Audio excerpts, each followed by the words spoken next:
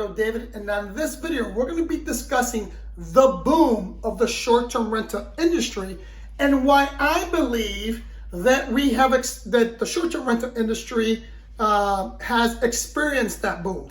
But before we go there, let's first discuss the unicorn of the travel industry.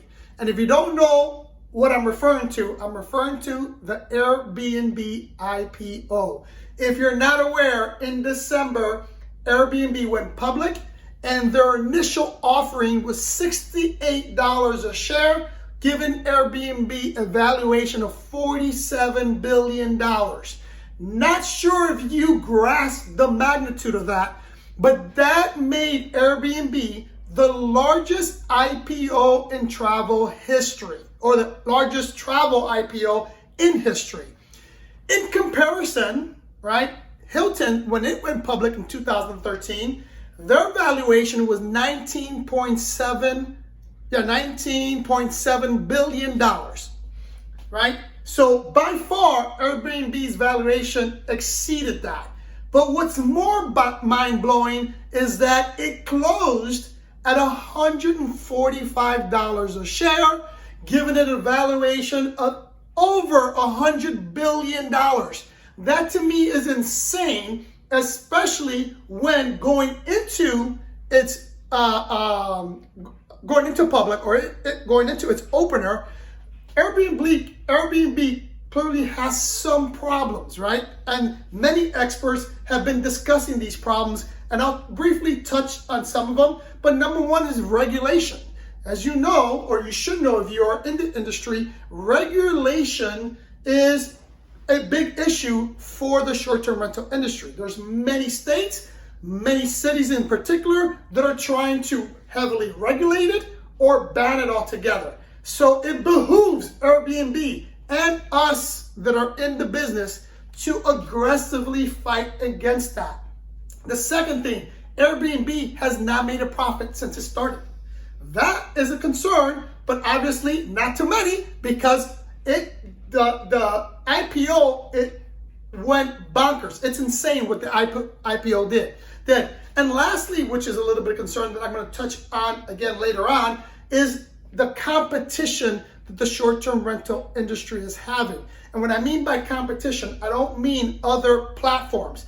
In terms of competition, I mean the money, right? There's a lot of money being poured into the short-term rental industry in particular, right? Companies like JetBlue, Marriott, there's many venture capitalists that are getting into the game, which for me, that's a concern, and it should be concern for many, because Airbnb, the majority or the bulk of hosts in the platform are mom and pop operators that are going to be hurt by the venture capitalists. In fact, just to give you an example, currently in Miami, there are venture capitalists that are building buildings, high rises, that are strictly for Airbnb or short-term rentals. Okay, so let's move on. What's driving this, right?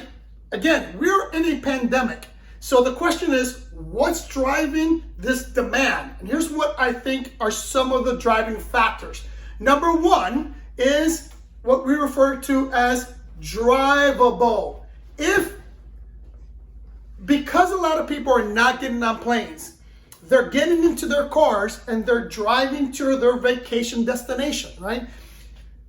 People are fed up. People are tired of being locked down, especially those in cities like New York, Chicago, LA, where their governor, where their mayor, for whatever reason, is deciding that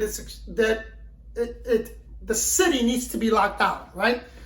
Without getting into politics, those people that live in those cities are one of the reasons that's driving the short-term rental industry up. Number two is the work from home. I mentioned this in other videos. Work from home is now the norm. The problem is most people don't want to work from their home. So they're looking for places like Fort Lauderdale, the Panhandle in Florida, Gatlinburg, Tennessee, some of the places in North Carolina where they can go work from home, but still have the ability to go outside and live in areas where are not as restricted as places like I mentioned in New York, right?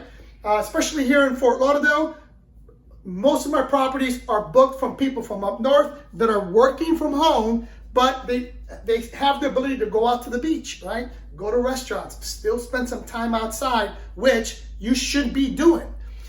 Number 3 is a lot of consumers, a lot of customers are looking for value, and the short-term industry is providing that value.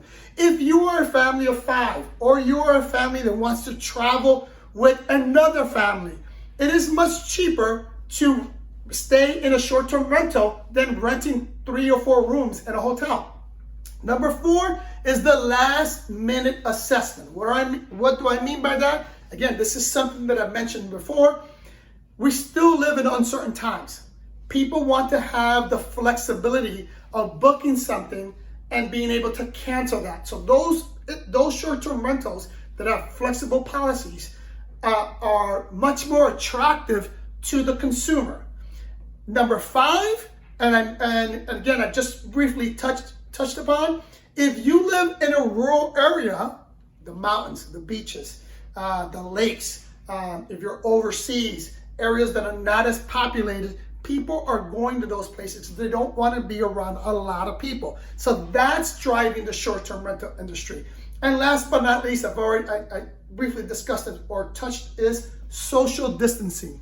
No one wants to go to a crowded hotel, get into an elevator where people that they're not familiar with are around. So they're spending their time in short-term rentals where the environment is more controlled. So those are some of the driving factors for the growth of short-term rentals, and some of the reasons why a lot of people are investing a lot of money, thus the IPO, into the short-term rental industry. Now, what's the future of it? Here's where I think this is what really excites me. Currently, the short-term rental industry is only capturing 30% of the travelers, right?